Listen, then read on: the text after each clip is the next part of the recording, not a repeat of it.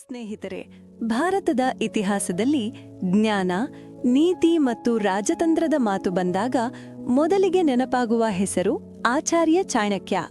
ಅವರು ಕೇವಲ ಪಂಡಿತರಲ್ಲ, ಅವರೊಬ್ಬ ದಾರ್ಶನಿಕ, ಒಬ್ಬ ತಂತ್ರಜ್ಞ ಮತ್ತು ಜೀವನವನ್ನು ಆಳವಾಗಿ ಅರ್ಥಮಾಡಿಕೊಂಡ ಮಹಾನ್ ಚಿಂತಕ.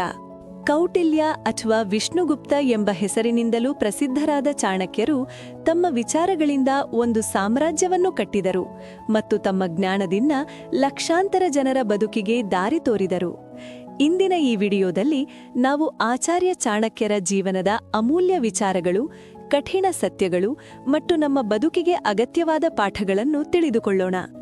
ವಿಡಿಯೋವನ್ನು ಅಂತ್ಯವರೆಗೆ ತಪ್ಪದೇ ನೋಡಿ, ಏಕೆಂದರೆ ಕೊನೆಯ ಮಾತುಗಳು ನಿಮ್ಮ ಜೀವನದ ದೃಷ್ಟಿಕೋನವೇ ಬದಲಾಯಿಸಬಹುದು.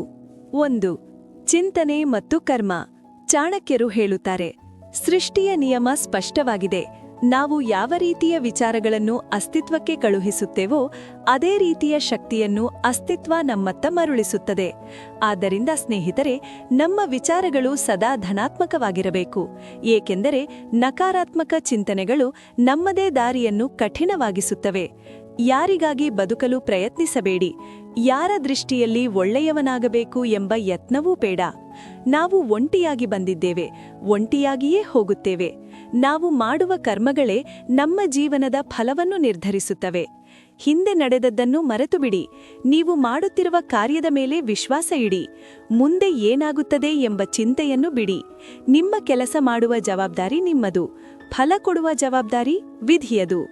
2. ಆಸಕ್ತಿ, ಸಂಬಂಧ ಮತ್ತು ಮನಸ್ಸು. ಚಾಣಕ್ಯರು ಹೇಳುತ್ತಾರೆ, ಅತಿಯಾದ ಆಸಕ್ತಿಯೇ ಅತಿಯಾದ ದುಃಖಕ್ಕೆ ಕಾರಣ. ಕುಟುಂಬ, ಸಂಬಂಧ, ವ್ಯಕ್ತಿಗಳೊಂದಿಗೆ ಅತಿಯಾಗಿ ಜೋಡಿಸಿಕೊಂಡವನಿಗೆ ಭಯ ಮತ್ತು ಚಿಂತೆ ತಪ್ಪದೇ ಬರುತ್ತದೆ. ಎಲ್ಲ ದುಃಖಗಳ ಮೂಲವೇ ಆಸಕ್ತಿ. ಸಂತೋಷವಾಗಿರಲು ಆಸಕ್ತಿಯನ್ನು ಬಿಡಬೇಕು, ಆದರೆ ಪ್ರೀತಿಯನ್ನಲ್ಲ. ಯಾರು ನಮ್ಮ ಚಿಂತನೆಗಳಲ್ಲಿ ಇರುತ್ತಾರೋ ಅವರೇ ನಮ್ಮ ಹತ್ತಿರದವರು.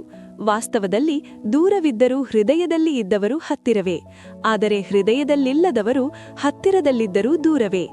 ಪುಸ್ತಕಗಳಲ್ಲಿ ಮಾತ್ರ ಸೀಮಿತವಾದ ಜ್ಞಾನ ಮತ್ತು ಇತರರ ಹಿಡಿತದಲ್ಲಿರುವ ಸಂಪತ್ತು ಅಗತ್ಯ ಸಮಯದಲ್ಲಿ ಯಾವತ್ತೂ ಉಪಯೋಗಕ್ಕೆ ಬರದು. 3. ಯಶಸ್ಸು, ಕನಸು ಮತ್ತು ಹೋರಾಟ.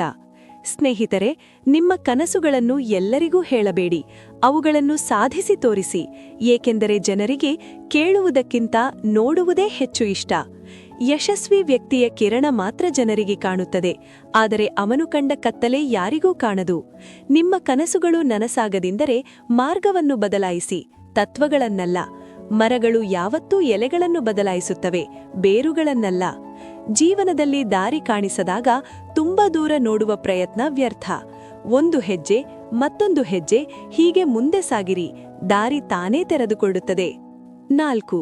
ನೋವು, ಸಹನೆ ಮತ್ತು ಸತ್ಯ.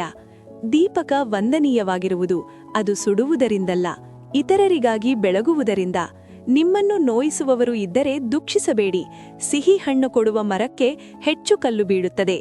ಜನರು ಅಗತ್ಯವಿದ್ದಾಗ ಮಾತ್ರ ನಿಮ್ಮನ್ನು ನೆನಪಿಸಿಕೊಳ್ಳುತ್ತಿದ್ದರೆ ಅದು ಅಪಮಾನವಲ್ಲ, ಅದು ಗೌರವ. ಮೋಂಬತ್ತಿಯನ್ನು ನೆನಪಿಸುವುದು ಕತ್ತಲಲ್ಲಿ ಮಾತ್ರ. ಸಮಯ ಮತ್ತು ಪರಿಸ್ಥಿತಿ ಯಾವತ್ತೂ ಒಂದೇ ಇರದು. ಇಂದು ನೀವು ಶಕ್ತಿಶಾಲಿಯಾಗಿರಬಹುದು, ಆದರೆ ಸಮಯ ಎಲ್ಲರಿಗಿಂತ ಶಕ್ತಿಶಾಲಿ. ನೀರಿನಂತೆಯಾಗಿ ನಿಮ್ಮ ದಾರಿಯನ್ನು ನೀವೇ ನಿರ್ಮಿಸಿಕೊಳ್ಳಿ. ಕಲ್ಲಿನಂತೆ ಆಗಬೇಡಿ, ಇತರರ ದಾರಿಯನ್ನು ತಡೆಯುವಂತೆ. 5. ವಿಶ್ವಾಸ, ವರ್ತನೆ ಮತ್ತು ಮಾನವತ್ವ. ವಿಶ್ವಾಸದಲ್ಲಿ ಅಪಾರ ಶಕ್ತಿಯಿದೆ. ಅದು ಕಲ್ಲನ್ನು ದೇವರನ್ನಾಗಿಸಬಲ್ಲದು. ಅವಿಶ್ವಾಸ ದೇವರು ಸೃಷ್ಟಿಸಿದ ಮನುಷ್ಯನನ್ನೇ ಕಲ್ಲಿನ ಹೃದಯದವನಾಗಿಸಬಲ್ಲದು. ಜೀವನದಲ್ಲಿ ಯಾರನ್ನು ಭೇಟಿ ಮಾಡಬೇಕು ಎಂಬುದು ಸಮಯ ತೀರ್ಮಾನಿಸುತ್ತದೆ, ಯಾರನ್ನು ಇಷ್ಟಪಡಬೇಕು ಎಂಬುದು ಹೃದಯ ತೀರ್ಮಾನಿಸುತ್ತದೆ. ಆದರೆ ಯಾರ ಹೃದಯದಲ್ಲಿ ಉಳಿಯಬೇಕು ಎಂಬುದು ನಿಮ್ಮ ವರ್ತನೆ ತೀರ್ಮಾನಿಸುತ್ತದೆ.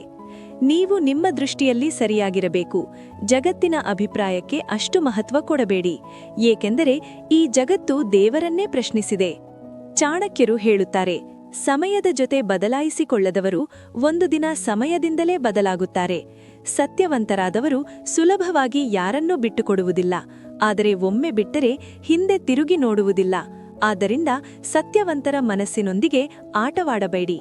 ಸ್ನೇಹಿತರೆ, ಈ ವಿಚಾರಗಳು ಕೇವಲ ಕೇಳಲು ಅಲ್ಲ, ಬದುಕಲು.